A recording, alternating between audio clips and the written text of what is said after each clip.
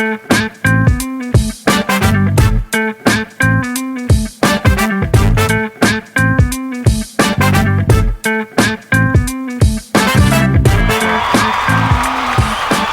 I'ma Let You Finish with Courtney and Amy. What up, what up, what up, what up, what up? It's been a week, girl. So It's been a week. A whole 7 days. Right. A whole 7 days of a week. So it is Wednesday, and yesterday, was it yesterday or was it the day before yesterday? The day, was it Monday? Oh. Monday. You're talking about when Facebook and Instagram went down? So AKA when we lived through the 90s again and It was not bad. It's so funny because, the 60 Minutes piece, I'm sure you guys are aware by now, the 60 Minutes piece ran on Sunday night with the Facebook whistleblower. Who's testifying before Congress now. Uh-huh. And then suddenly today, on Monday, I was going to upload something to our I'ma Let You Finish page on Facebook. Please follow us. And the page was gone. And I was like, oh, it's down. Then I went to upgrade our I'ma Let You Finish NY IG page. And that was stuck and not working. So then I went to our Finish I'ma Twitter. That was working. And I saw that it was down. And I was like, okay, cool. But evidently, if you were born at a certain age, you were losing your fucking mind because all of a sudden, not me. Well, I said if you're born in a certain age. So not us, in other words. Not us. Everybody I know in our age group was like, oh, yeah, it's down. Or like, it was, I have to say, because, we'll handle this and then we'll talk about the overarching issue, which is more important than somebody that the squirrel forgot to run in the wheel to turn the electricity on. Facebook has become a necessary evil. It's one of those things where it's like, who the fuck needs this? And then you suddenly find yourself that you need it all the time, like everything else. Right. And I, at first, was like, oh, it must be my shitty connection.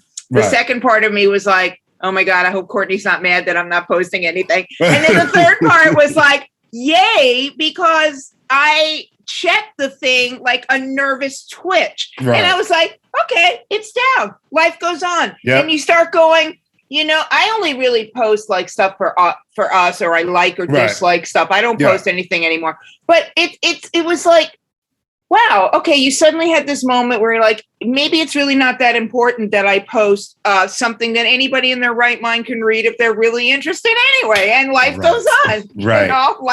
The biggest drag, I think, that was WhatsApp going down, because that's an actual means of communication. I mean, but you know what it let me see, because I didn't know they owned WhatsApp. I remember when they bought WhatsApp, and I was really upset when they bought up WhatsApp, because I was like, Facebook has really shady practices, and WhatsApp is supposed to be encrypted, and I'm like, who trusts them? So I kind of moved over to Signal. Okay, we'll have to talk about that. Yeah. Because what it brought to the forefront for me was the idea of monopolies now. Yeah. How these singular companies are just buying up everything.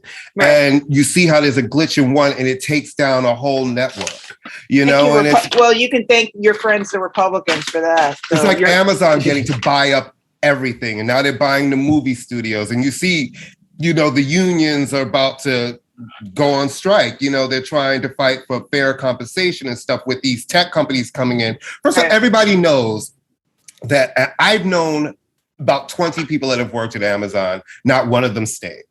Amazon supposedly is a horrible place to work. You know what I mean? So when you think about that, and these companies get to just buy up everything, and then Republicans. And then there's a glitch and everything goes down. I mean, I watched everybody freaking out. I was like, well, your phone still works. So like, you need to reach somebody, call them. Yeah. It's like, but I think there's a novel concept. There's a concept. Call them. Right. The bigger issue, the little glitch aside, life goes on, is look, Facebook, all you had to do is watch The Social Network to know that Mark Zuckerberg is a dick. Right. Okay. Right. And I think a lot of us, or I'll say me, we used to have this assumption that because you were doing something that's vaguely creative and vaguely intelligent, that your politics were going to be good. I don't know what Mark Zuckerberg's politics. I do know that he is pro charter school and pumped a lot of money into charter schools, which would indicate that he's not liberal. But the point is that it has been fairly evident for quite some time that Mark Zuckerberg is got his foot on one side of the dividing line. And yeah, you and I use Facebook as a means of communication, a means of fun. None of us are checking on ads. None of us are stupid enough to fall into QAnon K-holes. But we know that there are a tremendous amount of people who are getting their information from Facebook. Oh, the vaccine is scary. How do you know? I read it on Facebook, which is like the equivalent of reading it on a bathroom wall, for fuck's sake. It means nothing. So that's obviously, we are in agreement. That's the danger. And that's what this whistleblower is talking about, that Facebook literally looks at stuff and goes, this could cause violence. People could get hurt, but ka-ching! And they thrive on it. But when they click on this, they're going to stay on here because then they're going to click on this and they're going to click on this, and our ads are just going to make us money. And they thrive on the violence. And because their energy is like, we're here to make money. Right. I wish they would just be honest about it. We're here to make the money. Which is, that's fine. But stop. We're here to make money. That's fine. But stop positioning yourself as a means of communication, and we're the neighborhood sounding board. No, you're a commercial space that allows people to post pictures of their pot roast, basically, and stop the shit. And I think now we will be united, Republicans and Democrats, in fucking going, all right, guys, you know what? Clamp down. And I'm all for it. Regulate these guys like you do everything else, let me right? just tell you, okay, I'll tell you something really crazy. So we all know that our phones listen to us, right? I don't know if you guys realize that your phones listen to you, and sometimes that's how you will start seeing ads targeted towards you. Now they're also scanning through all of our shit, like which we all have all known. A friend of mine on one of my group threads sent a picture of these new potato chips. It's like a Hattie B's hot chicken potato chip. And we were having a discussion about it and everything. I didn't even chime in on the discussion, but I opened up Facebook yesterday and now I'm seeing all of these ads for those chips. And I'm like, I didn't even answer the thread. I've never answered a thing. I'm a little hurt, and yet the ads are fat. I get nothing but ads for like makeup for women who are letting their hair go gray. How did you know that, Facebook? It's really crazy. Fuck you, Facebook. How did you know that? Really crazy. Anyway, so I mean, that's the bigger issue. Mark Zuckerberg, I mean, all of our joking sort of aside, these guys are dictating public policy without saying it. And that's the reason. She sat there and said that they had been reached out by leaders from a bunch of, I think it's like 9 different countries saying you are causing discourse with the information that is coming. Discord. Yeah. We want discourse. I'm always. I'm not trying to be. I was just about to say, but I'm always two letters off of the right word, and you're always like, no, honey, that's the wrong. No. I'm just saying because we want discourse. We don't want discourse. Right. Oh my god! So thank God you're a professor, because it's like you're always like, honey, wrong word. Well, it's not professor. It's just whatever. It's the only language I speak. No, but I think it's a mess.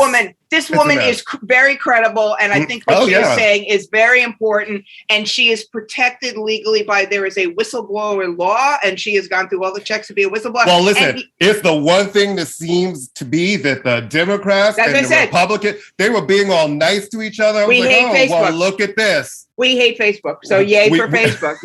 We hate Facebook. And maybe next time Facebook won't block me because I made a joke about a dead mouse. See, they blocked me. Well, you know what's really funny? 2 things. One, it's really hard, right? Because I do have this thing like, I don't think you should just be able to come in and tell a private company what to do, right? But at the same token, we have to update the laws because the Constitution was written before there was electricity. So much has changed. We have not added amendments to this Constitution in a long time. And I'm sorry, with the advent of online and everything else, some of these rules have to change. They just have to be updated. I'm not saying wipe them out, but you have to update and add. No, you have to regulate. You have to treat it like maybe if Congress did their jobs and stopped fighting with each other and realized there's a bunch of shit that we could agree on together, they could maybe do something. Well, I think this is it. Well, speaking of the internet and people firing, and this is, all right. So Stephen A. Smith was responsible for Mac. I have to say, it's somewhat refreshing to see a black person being responsible for firing a white person. Right. It is. That's fun.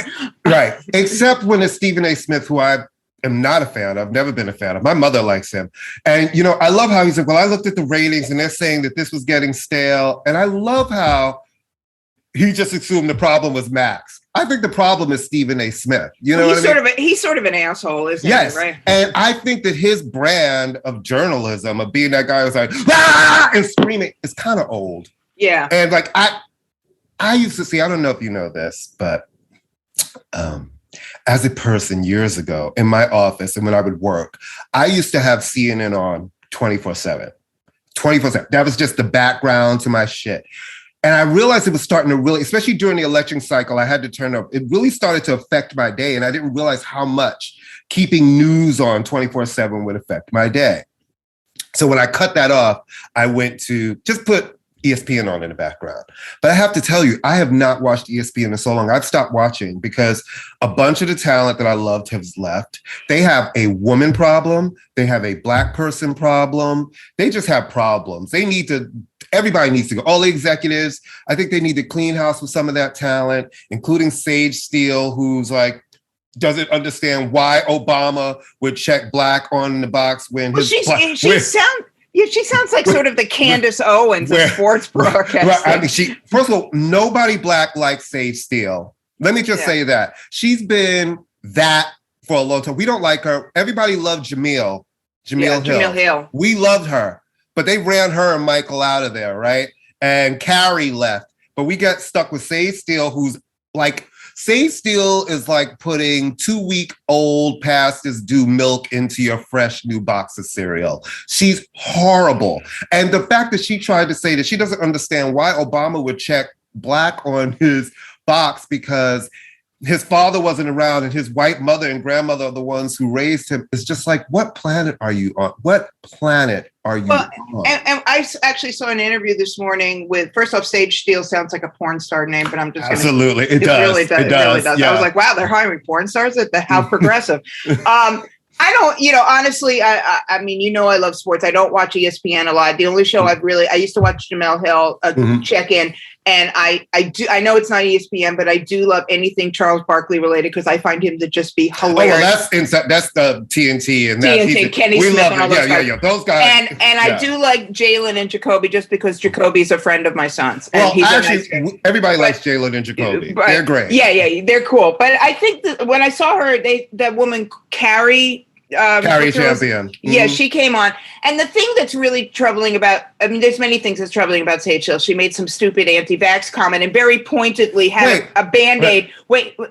Had a Band-Aid on her arm. So clearly she got vaccinated. Well, because she said it was sick because it's a mandate by ESPN.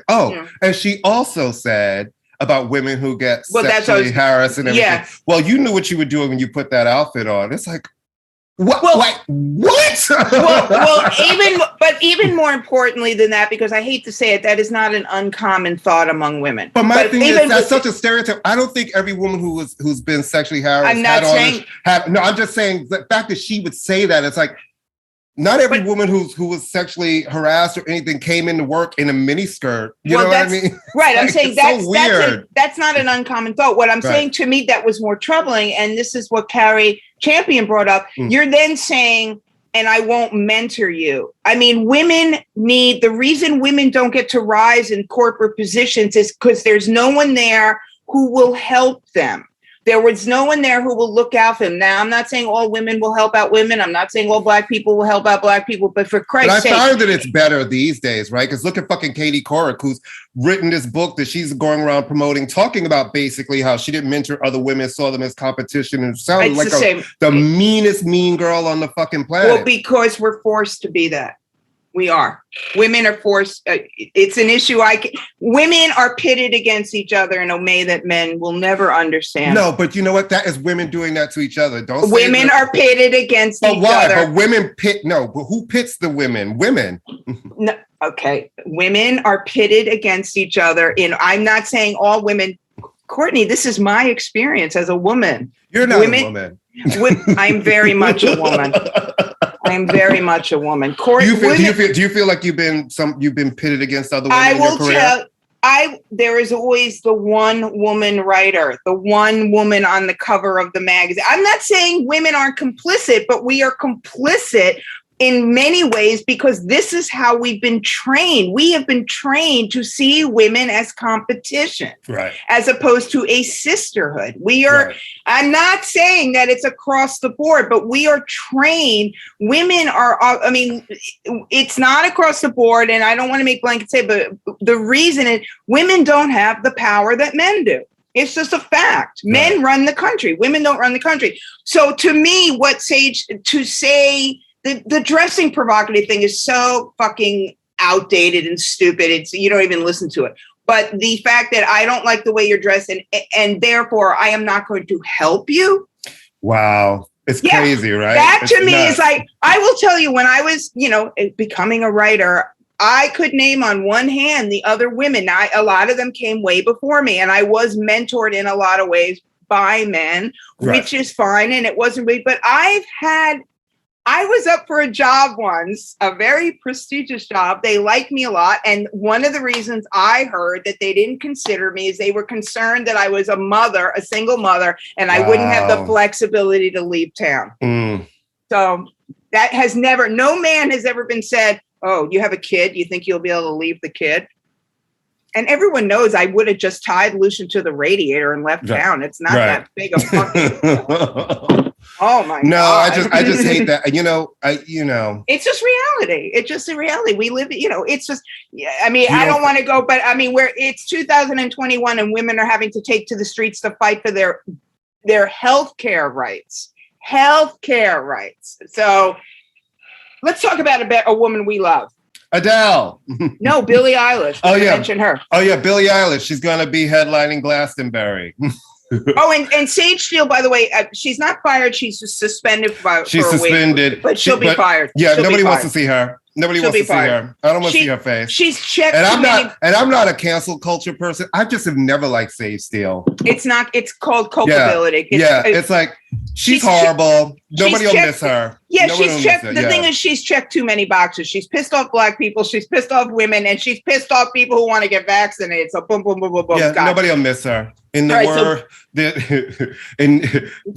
there's always the go to Newsmax. Yeah, whatever. I'm sure not even that. She just doesn't appear to be good at her job. I mean, that's the other horrible. thing. No one cares about her. All right. So Billie Eilish, we just wanted to mention she will become the youngest person as a solo artist to headline Glastonbury in 2020. We love her. As everyone knows, we love her. I find her to just be a total breath of fresh air. And I always find it just reaffirmation of men and their issues that it's always men who have a criticism of them. I don't know one woman who has a problem with them. Men have a problem with them. I'm so sorry you don't want to fuck her, men, Sorry. And she don't want to fuck y'all either. And she don't want to fuck you either. She's fierce. I love her. And makes great music. And makes great music. I'm here for it. You know what else I'm here for?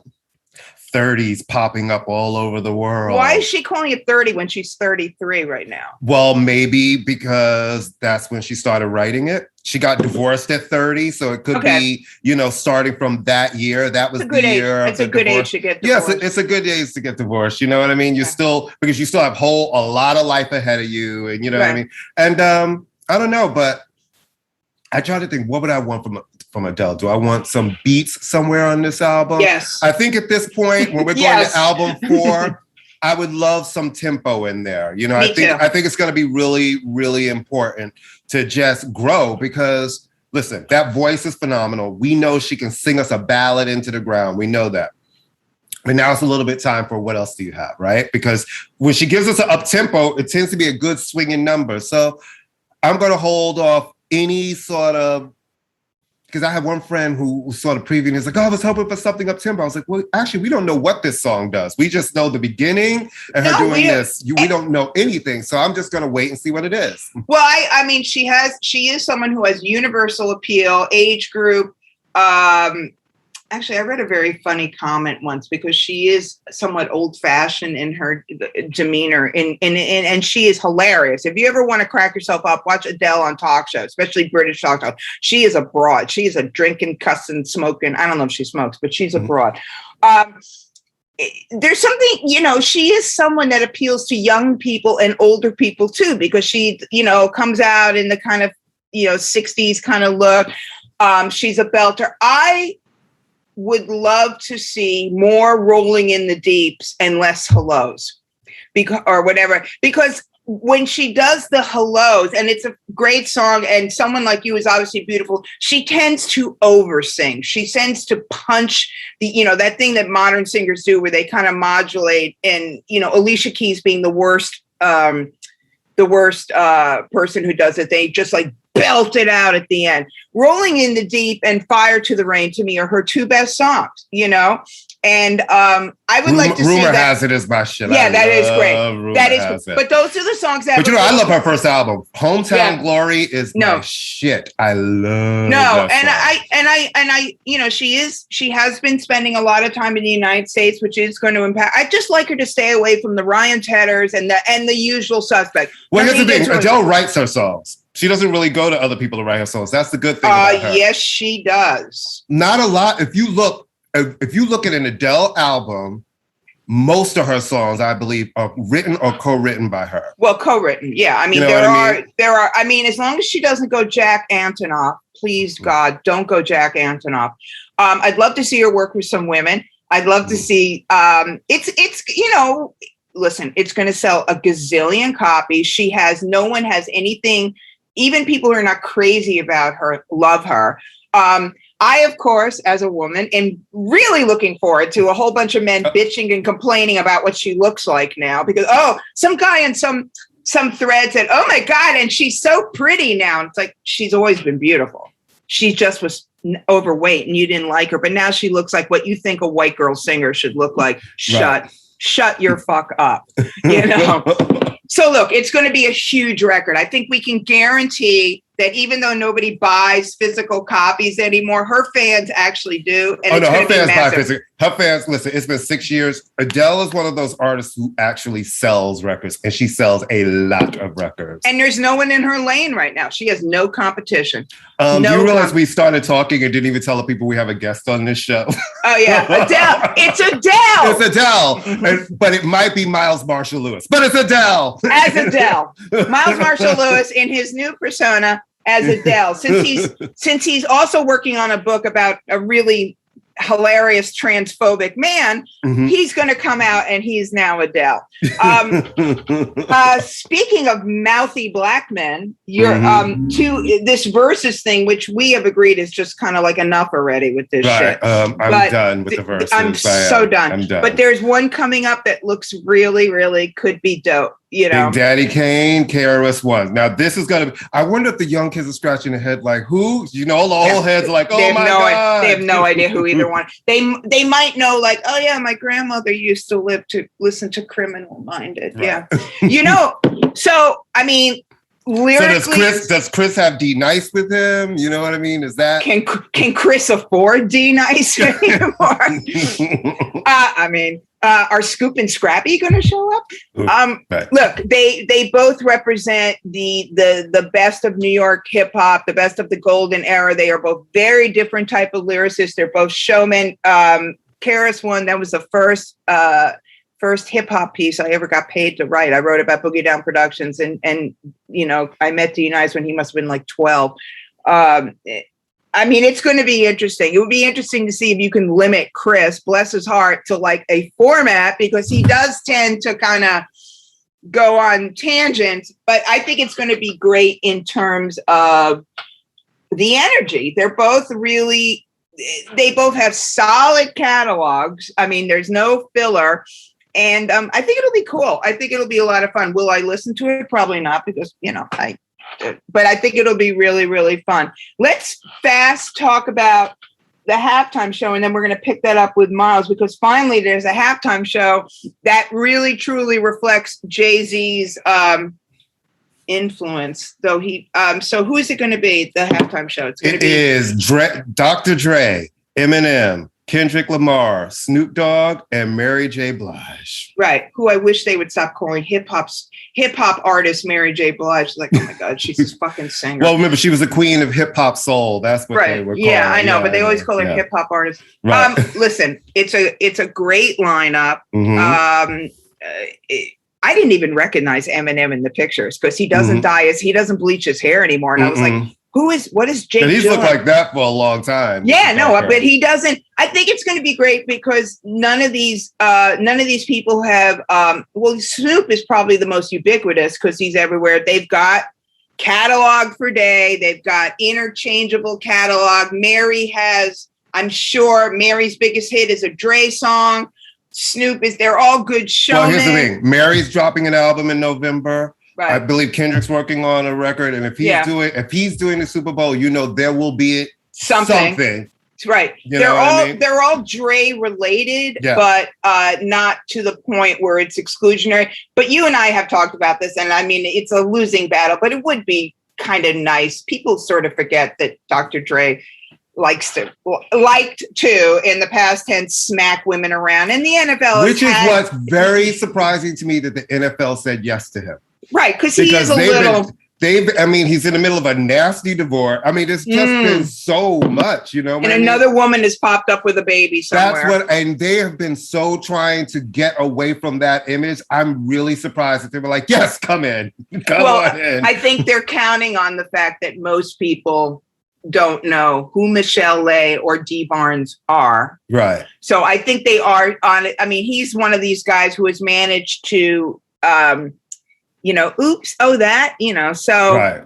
And, but I think it's going to be a great show. I mean, it's going to be spectacular. I'm singing the national anthem, guys. Yes. Thank you so much. Just a visual. Yes. Lately it's been the person who sings the national anthem that's the most interesting, Mm-hmm. Well, I'm doing it with Mylyn Farmer, and it's going to be amazing. You know who I'd love to sing the national anthem? Who? Rosalia. I think it'd be interesting. They have never had a Spanish-speaking artist. She's not American. What? Because it's the American national anthem. So that means that's who sings the national anthem. But why not? Why not make it an international thing? I just think it would be. I'm talking about. Then you have. Vocally, then have a Spanish artist who's from America, from our culture, who's American to sing it. I don't want to see somebody who's not American singing their national anthem. Yeah, nobody. It's a national thing. I know. That's where I'm going to have to say no. All right, Billie Eilish. No, it's going to be me, and it's going to be wonderful. No, I'm going to debut a new outfit, a new look, and it's going to be amazing. So I think you should do the intro to our illustrious guest. Well. We're going to be talking to the fabulous longtime friend of ours and great writer, Miles Marshall Lewis, who has a brand new book out about Kendrick Lamar that Miles will hopefully hype until the fucking... Tell the people the title of the book. I don't have the book in front of me. Amy. I know I'm the worst. Amy. I know I'm the worst. We're doing the show and we're introducing Miles. Google it quick. No, you do that. That makes no sense. Do I have to run?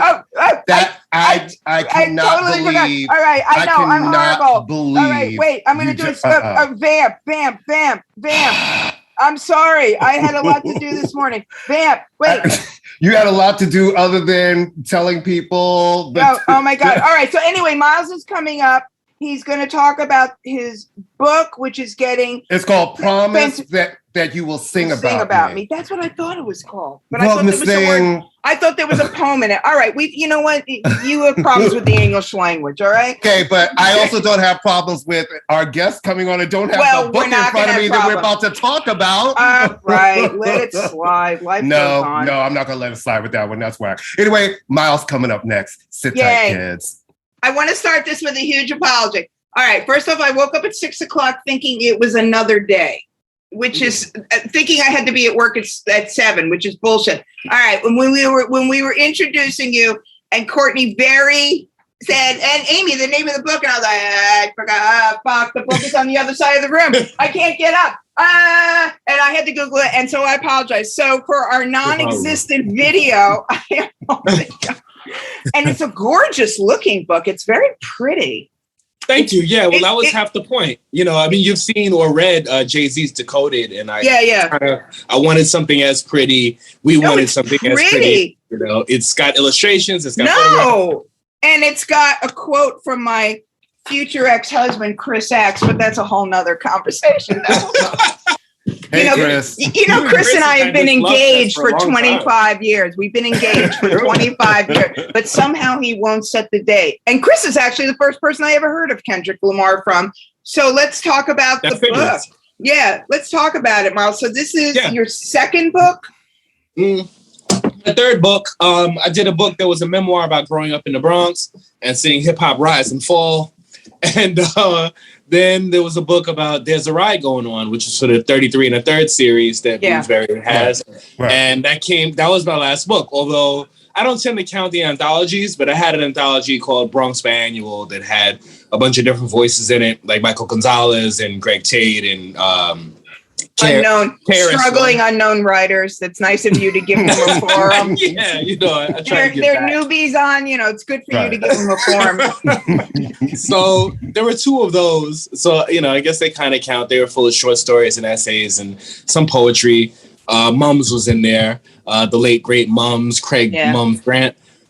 So anyway, in a way, it's my third book or maybe my fifth. But it's called...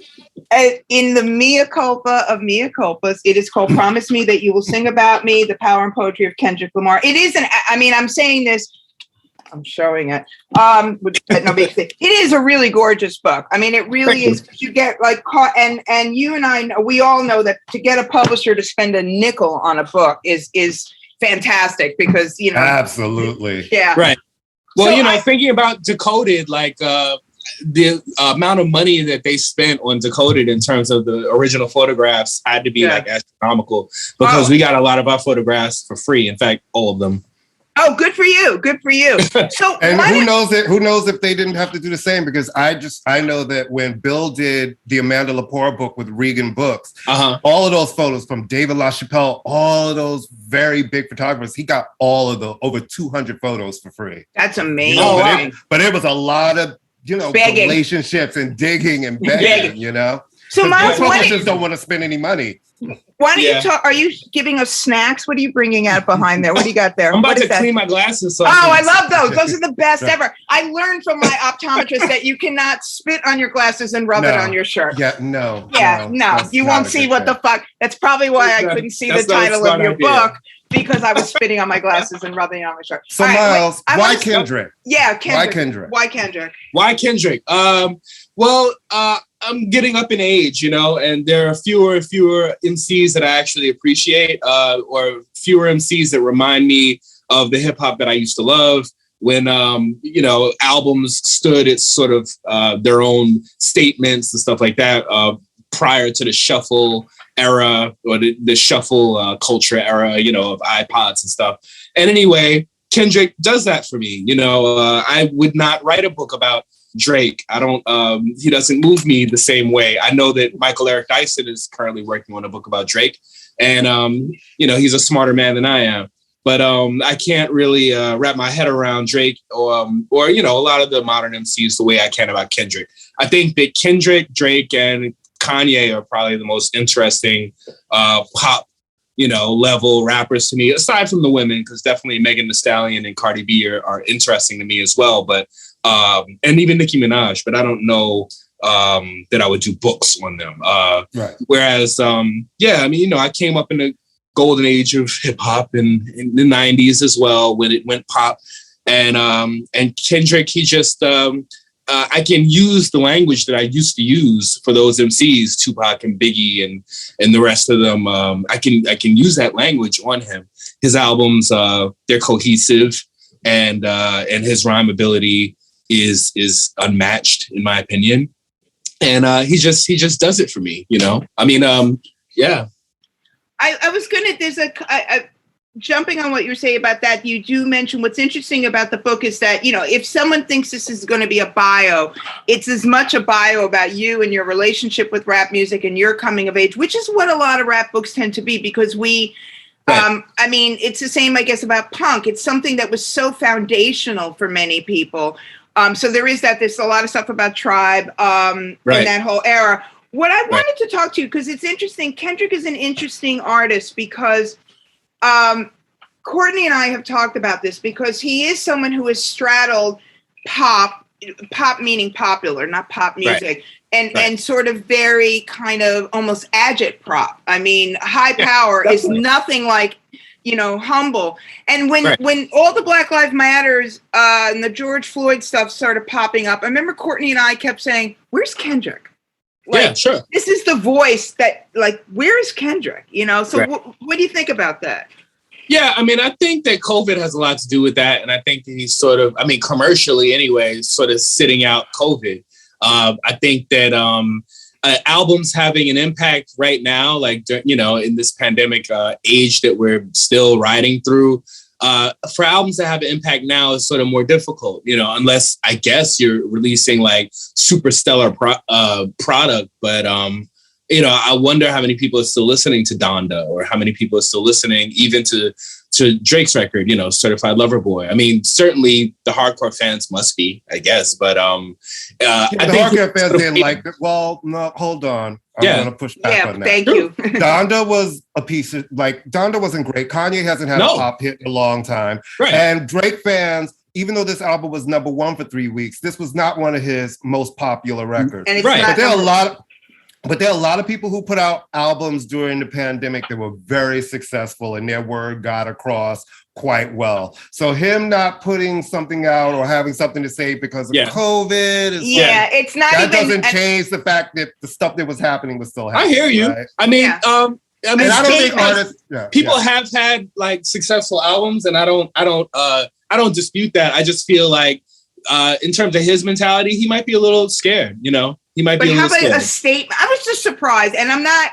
Listen, I don't think he has a responsibility, but it was just sort of one of those things where you're like, we're going to be all right is literally like an anthem for the movement. And it would have been interesting, but that kind of gets me into my other question, because he is not a down the lane guy in terms of his politics. He has been criticized. You talk about this, and I appreciate the fact that you don't, oh my God, Kendrick Lamar in the book. He has been criticized for an ambivalence about women in particular, and ambivalence about Black Lives Matter. Can you talk a little bit about that? Yeah. I mean, I think that I probably mentioned this in the book as well, that there's a danger in embracing wholeheartedly the role of, the public enemy person, or the Paris person, the KRS-One person, because people want to shoot spitballs at that, you have to straddle the line, but between I don't know, more gutter shit. I can curse, right? In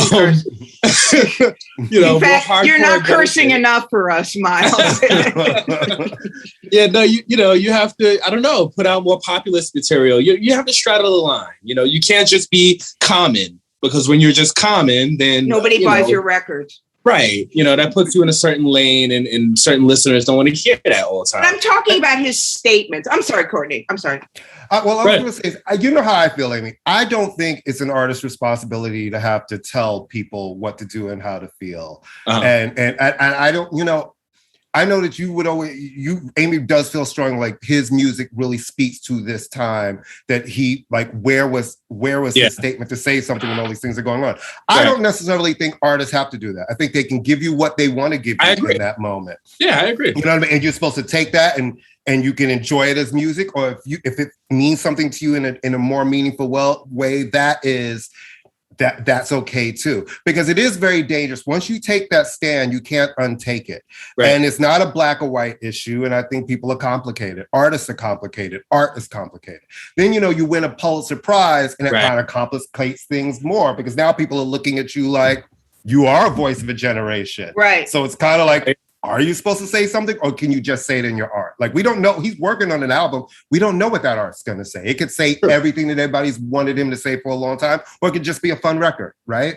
Right. Well, what about, I'm glad Courtney brought that up. I want to ask you about I'll tell you a very fast little anecdote. So a person who I don't feel like mentioning his name had to give some talk a couple of years ago or 2 years ago about hip hop. And he said to me, I don't even fucking listen to rap anymore. I said, oh, just tell me you listen to Kendrick. Everybody over the age of 45 listens to Kendrick. Just say Kendrick. And they'll go, oh, wow, you're really cool, even though you're 50 something. Winning the Pulitzer, mind blowing. Okay, it's a mind blowing prize for anybody, but especially for a young black man, for a rapper, a mind blowing. But it adds a degree of sort of like mainstream legitimacy, which could be seen as like death to a rapper in some ways. Does that make any sense? What do you think about that? Yeah, I think that's true. I think it was maybe Jay Smooth who was quoted in the book as saying that, the Pulitzer, him winning the Pulitzer does more for the Pulitzers than it does for him, like the streets were not waiting for Kendrick to win a Pulitzer Prize for us to be like, oh, great, like now he's whatever. Like we already knew he was whatever in terms of being a great MC and a voice of his generation and all of that. It's the Pulitzer Prize Committee that can say, oh, we awarded it to a rapper and, a young black man has one and we're hip, like it doesn't do anything for Kendrick. I mean, really, it does more for the Pulitzer Prize Committee, So, yeah, I mean, that's what I have to say about it. I mean, certainly he is a patron saint for hip hop, listeners over 50. Yes. Yes. And white people. I mean, he is also one of those, he's seen as one of those signifiers. Of course, present company excluded, but he is seen as one of those signifiers of like, I'm paying attention to the culture, but yet, Yep. Yeah. No, definitely. And can you talk a little bit, because he is an interesting guy with this, talk a little bit about his faith. He is very open. He is a Christian, right? I mean, he talks a lot about faith. Can you talk a little bit about that? Yeah, I mean, I hope he gets into that a little bit more, even on the next record. I mean, we know just following the narrative of his albums, which are very like concept album-ish, that on Good Kid, Mad City, there's a skit where he gets saved in a Food for Less parking lot. As a skit, right? Like that's my favorite of his albums. Well, yeah. Actually, I read a critique of my book the other day that said you're not supposed to read the reviews, right? But I read this review and it said that have you read all of them, Miles? You couldn't help yourself. He's like, you can tell by he was like, you're not supposed to read the reviews. I'm like, but I've read all of them. However, it's weird being on the other side of it, right? It's weird suddenly going. Yeah. People are asking me questions. Journalists, we just make shit up, and that's good. No, the critique was that I spend too much time on Good Kid, Mad City, and I was like, well, that might be fair considering it's probably my favorite. But the point is that Maya Angelou appears on that record, and she plays like a grandmother who saves him. He does like the Lord's Prayer or the Savior's Prayer or something like that, and it automatically saves you as a Christian, right? And so he's definitely he puts that forward in his lyrics. In terms of being a Christian, right? But then on the last record, on Damn, there were like some, there was some Hotep stuff on there in terms of quoting certain sections of the Bible that, you'll hear from like Black Israelites on the corner on, like near Union Square on 14th Street. 125th Street, right? They're still in the I'm not sure where he's going with God. that. Yeah, I'm not sure where he's going with that. I mean, we're no strangers to the whole 5% nation, theology of things. And it was leaning in that direction. And again, in the direction of like the Black Israelites that talk so much shit. Don't troll me, y'all. But yeah. I have to tell you it's a really fast story. When I first moved to Brooklyn in 1983, I've told Courtney a story. I'm in the Fulton Mall and I see these guys standing there in outfits and I'm like, oh my God. And I run home and I call a friend. I go, Grandmaster Flash and the Furious Five are in the Fulton Mall. And they're like, and things have changed because a black guy tried to give me the final call the other day. And I'm like, wow, you guys are desperate for membership. I'm like, wow. Hello, Did white you buy devil. No, White Devil. I was going to work, but I was so shocked that a black guy went off because you know how it used to be. They would see you coming and literally hide it behind their back and then bring it out again. Well, no, because we're black, so it was I didn't have that. When you were white, I meant. When you were white, they would literally, the bean pies would go behind their back. Bill Adler used to always try to get me, can you buy me a bean pie? I'm like, Jesus Christ, Adler. Yeah, I wasn't aware of that. Yeah. No, we're White Devil. How long did it take you? How much time did you spend with Kendrick? Well, so I interviewed him in 2015. It was for the cover story of Ebony magazine, and he's one of the few rappers, or certainly one of the first rappers to appear on the cover. I was working at Ebony at the time on their digital side. Did you get paid? I did actually. Okay, yeah. Well, actually, Miles, because I was working with him. So I want to stand up for Miles because I did a couple of things for ebony.com and Miles made sure we got paid. You got paid? Yes. Okay, yes. I tried my best, but thank you. But yeah, he might have been like my second cover story for Ebony. I think I've done like 10 at this point or something. But one of the few writers who will still write for them, maybe. But anyway, I went out to Cali, spoke to him at the photo shoot, and then I went to the studio with him and we hung out for a couple of hours. And in true Gemini fashion, I'm thinking about Prince here. He's a workaholic and he just sort of wanted to get back to what he was doing. But he was present with me and he gave me everything I needed. And then I took my Uber home and he stayed in the studio till 5 a.m, and that's what he does. He's a father now, right? So he has a little girl. She might be like a year old or something. And the wife, or like the mother, is Whitney Alford. They've been engaged for a long time. For a long time. Oh, they're like high school sweethearts? Yeah, aren't they? They're high school sweethearts. Yeah. For all we know, they're married by this point, and we just don't know. Like the name of the child has not even been released. So see, I like that. Like your private life, keep your private life private. People don't need to know, because once you let folks in, you can't get them out. Courtney, does Janet have a daughter?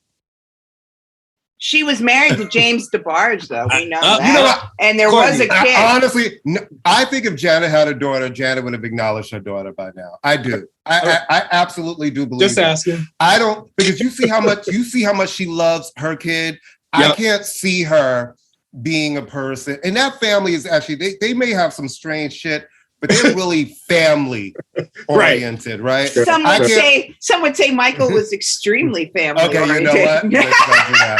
It's like, I feel the shade. I think if Janet had a daughter, Janet would have acknowledged her daughter. Yeah, she's the normal one. Especially seeing how she is with her kid, and she's really into her kid. Like, I don't think she'd be like, yeah, no. Right. And these days, the kid would have, like, no one can keep anything a secret anymore. Everybody tells fucking everything. But you know who's a lot like that in terms of the secretive, and they are combined. They have a similarity. Is J. Cole. We didn't know that J. Cole got married, and he also married his college sweetheart. He had been married, right? And I think he has a kid. Yeah. I mean, I think that there's a streak of conservatism, and I don't mean in terms of being a Republican. In a J. Cole, in a Kendrick, in that they are very much guided by faith, which by its nature is somewhat conservative, and I'm not making a pejorative of it.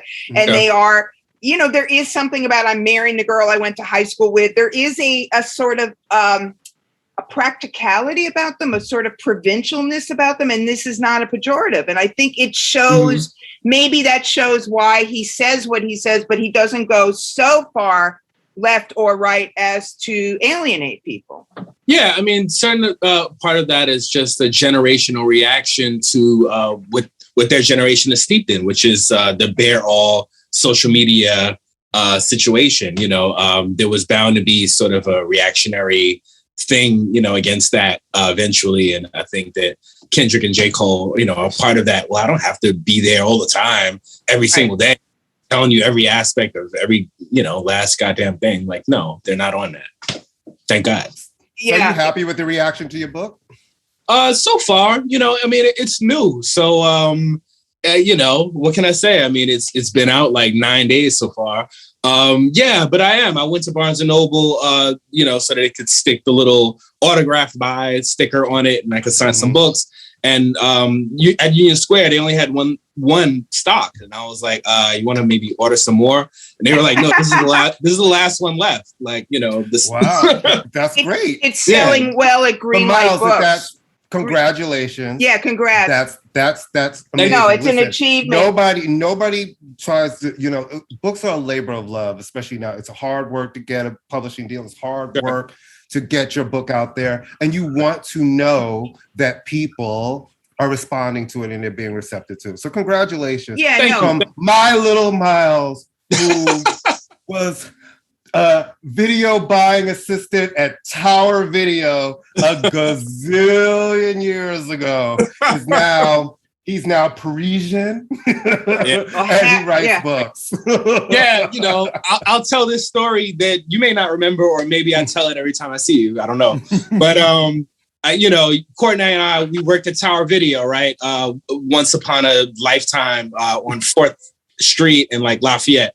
All right, so I was working there. I would say that it was probably the summer of '89, right? Mm-hmm. Okay, so prior to the summer of '89, I had tried to pinch a Rolling Stone from Tower Records, which was down the block, and I got caught.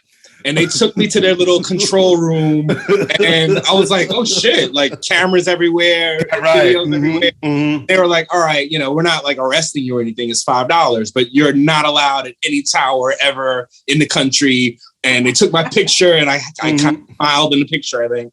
And they stuck it on the wall, and they were like, "All right, so we'll never." They had a wall of thieves. Right. Yeah, they did. And then, like 9 months later, they hired me. That's so funny. That's so funny. The tower. I'm trying to think about when the first time you and I met, and I think I know what it was. All right, tell me, because we'll see if we have the same memory. Yeah, well, I was like, what do you think it is? It was the New Edition concert. It was. That's what I was going to say. Right. It was the New Edition concert. I was like, it was the New Edition concert at... Was it the Any Heartbreak concert? No, Madison Square Garden, when they got back together, when Whitney got on stage, it was Blackstreet opening up, Blackstreet, to which I have told Courtney this, I had to tell a very major writer for many major publications who tapped me on the shoulder and goes, who's this? Which one is Teddy Riley? Oh, yeah? Yeah. Wow. I was like, that one. I'm glad I can identify them for you. So it was Blackstreet, Teddy Riley, Keith Sweat, and then New Edition. And you were there with your then girlfriend. That's true. And yes. And I just remember, yes. And then I think we would run into each other from time to time over the years. Yeah, for sure. No, but that was an amazing weekend because I remember it distinctly. It was like, it was that New Edition show, and that was a great show. But Prince also played that weekend, and Tricky also played that weekend. Tricky was at Irving Plaza. And was that the Prince show at Irving Plaza that Leslie worked on? I don't think so. I think this was maybe Prince the 2 a.m. because I went to a 2 a.m. Prince show at Irving Plaza. Yeah, that was the same one.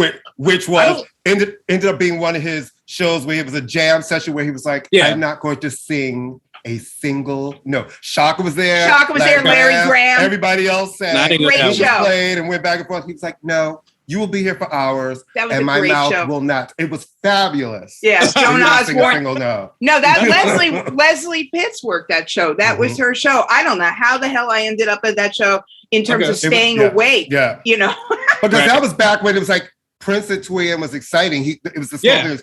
I am so glad that the last show that I saw Prince live at was I went to the after show he did. The night of the MTV Awards. It was a Sunday night, like Sunday, September 12th, and he played a city winery, and everybody sang with him. It was like Alice Smith and Fresh. And that was the last time, because I didn't make it to any of the shows after that. And so I'm so glad that my last memory was another small show, because I've seen him in small venues several times. Yeah. Now the best show that I ever saw from him was at New Morning in Paris, Yeah. And I remember because I lived in Paris, for those who don't know, from 2004 to 2011, right? Mm-hmm. So he played, it wasn't even an after show because there was no before show. Actually, Erykah Badu had played Olympia, and I went to that show. And backstage at that show, Erykah was like, Prince is playing tonight. And I was like, oh shit. So I went to New Morning, like capacity 200. And it was a fantastic show. He played till 6 a.m. It was like the best show I ever saw from him, Yeah, I missed those late night Prince shows. Man, when he was on Oh yeah. Ooh, he just gave it to you. You left there drenched in sweat from just dancing and singing. And I love that there's not really any footage for that, because Prince has been on the no camera, no taping me.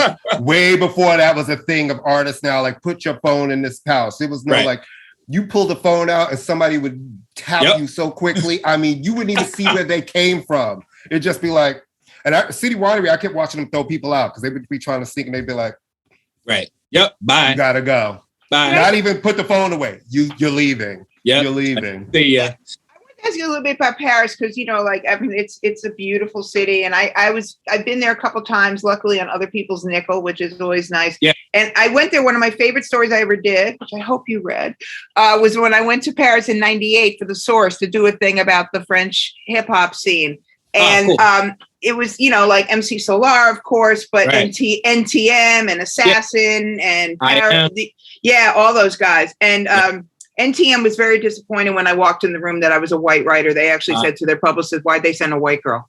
And I was like, sorry.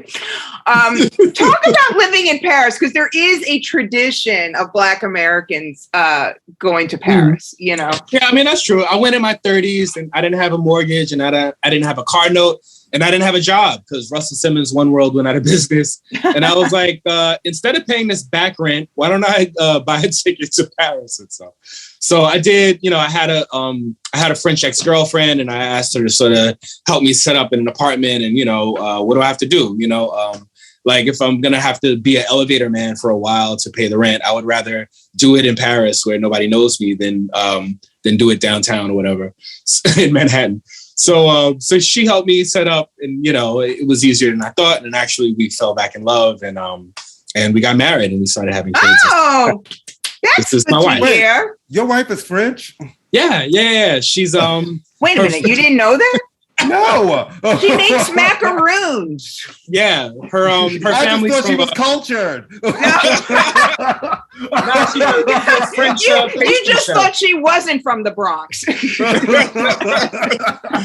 Now her family's from Martinique, from the French West Indies, the Antilles. Okay. Yeah, exactly. And they moved, Martinique and Guadeloupe. Like, they moved to Paris when she was like 4 years old. And so she's from there. Yeah. So her brother lives there. Her dad is still over there. We go every summer. All that, it was dope though. I mean, I went also definitely inspired by Baldwin and Richard Wright and different people who've been there, but also because I had been before and I really loved it. I remember studying abroad in London for like 4 months in 1995.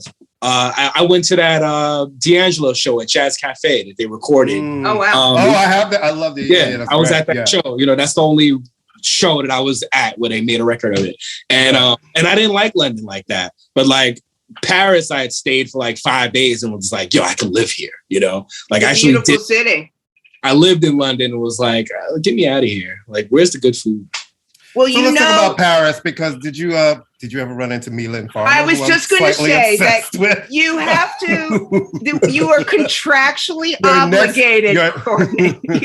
I mean, you are contractually obligated to pay homage. One of the reasons Courtney likes me is because when he said Milan Farmer, I didn't go, who? Yeah, right. In terms of Paris, like, I tried to transpose the whole like open bar, velvet rope lifestyle of New York to Paris. I was like, that must exist here. Like, get me on all the, the mailing lists and all that kind of shit. And it wasn't really the same culture. However, I did my share of interviews over there. So I interviewed Charlotte Gainsbourg, and I interviewed. I love her. I interviewed Julie Delpy, the actress. Oh, I love her too. I love her too. Yeah. And then I would go to the shows, the American shows. Like Nas came over there, Jay-Z, Kanye, Lil Wayne, Q-Tip did a show, Michelle and Deggiocello. I saw Prince a couple of times. So whenever I could go to stuff, I just did. I saw the My Bloody Valentine reunion. That was hot. Oh, wow. That was a loud-ass fucking show, man. Like, they would hand out earphones, Are you an Etienne Daho fan? I really like him a lot. Do you know him? Yeah, I like him a lot. I like that the French have a real kind of respect for the singers. They really seem to embrace the singers. I was just over there this summer and I saw Leon La Havas. I love her. Yeah, she's amazing. Yeah, live. She's amazing. You know, I love her music. I love her voice. She's really undersung here. She really, Courtney, you think you think she's somebody I would like now that you've kind of got a sense of my yes. Okay, I think you would like her. I think I'm gonna listen to her. Miles, we just wanted to since Kendrick was nice enough to be in the halftime show while you're promoting a book about him. I think that's really kind of him to do that. I agree. I wish he would release a new album. I know, right? I think it's coming. Week. Listen, if he said yes to the Super Bowl, there's going to be something to support. You don't have that kind of a moment, right? And not. Unless you're Jennifer Lopez, who shows up to the opening of an envelope, you usually want to have something around it to support it because all eyes on you. They'll all be talking about you. I have a feeling if he's not fourth quarter, we'll have something in that first quarter. Yeah, I agree. What do you think about the lineup, though? We're just, in terms of just being a fan of everybody. It's a dope lineup. I wonder, like most people, how many, what is the censor button going to be like? Oh, what are they going to get to work the censor button that night? It'll be itch, don't kill my vibe. Itch, itch, please. It's like, most of the songs I want to hear are not performable at the Super Bowl. They're not family friendly. Yeah, they're not family. Not bunch, but we'll see what they do with it. We always kind of wrap things up, or not wrap, but I'd love to, Courtney and I, one of the things I love about doing the show, other than getting to wear really ugly headphones, is that Courtney always hips me to a lot of good music. So we were going to talk about people that we're kind of checking for right now. But if you want to jump it off and talk about who you're listening to these days, or just something, doesn't have to be a new artist, just anything you're kind of listening to.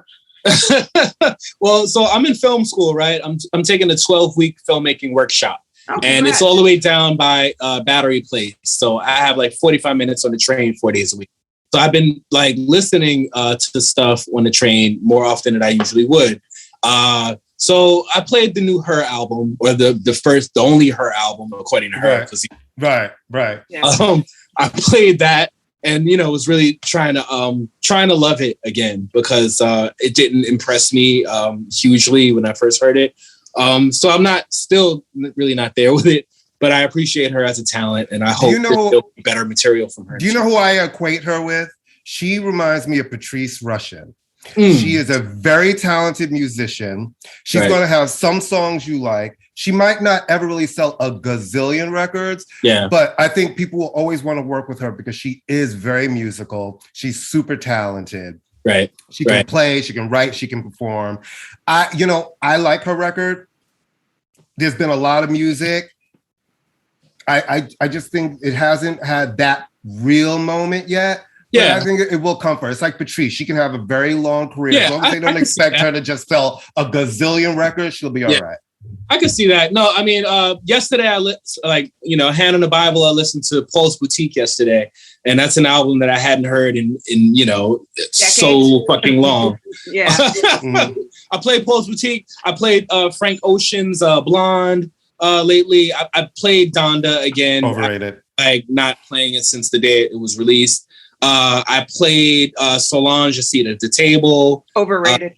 These are the kind of records that I've been even Beyonce's self-titled album. I kind of played that, recently.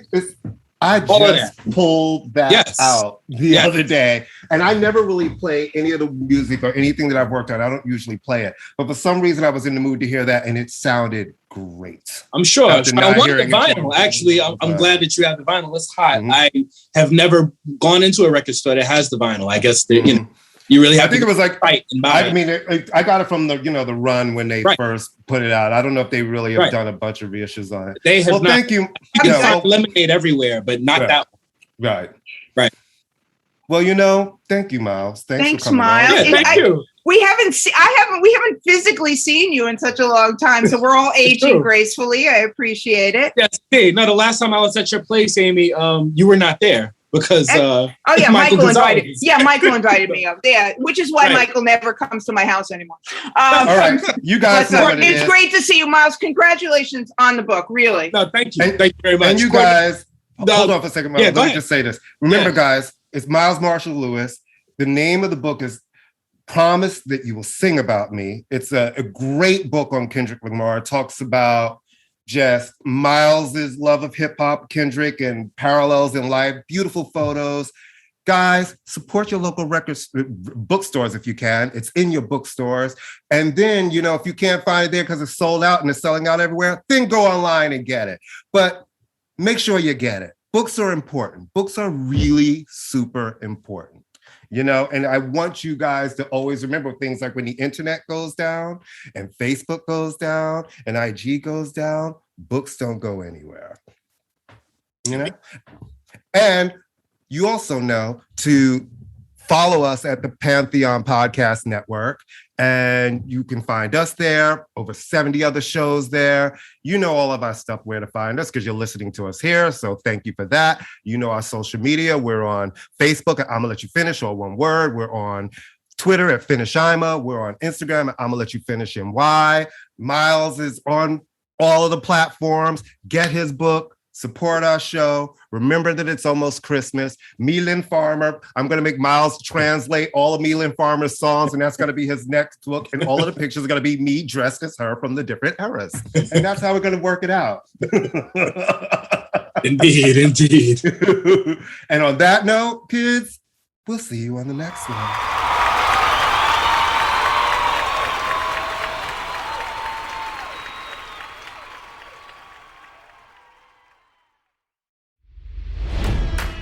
It's NFL draft season, and that means it's time to start thinking about fantasy football.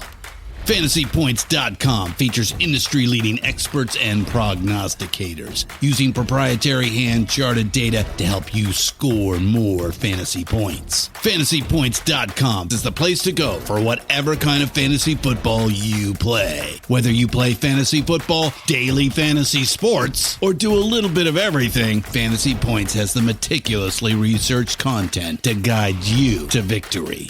And why wait for the fall? Fantasy Points also covers the new spring football league, the UFL. Join the guru, John Hansen, Scott Barrett, Joe Dolan, and other massive names in the fantasy football universe with an exclusive offer. Use code Pantheon for 15% off any Fantasy Points package, including the all-in package, with access to every article, tool, and data nugget that Fantasy Points has to offer. That's FantasyPoints.com and code Pantheon for 15% off at Fantasy Points. FantasyPoints.com, code Pantheon. Score more fantasy points.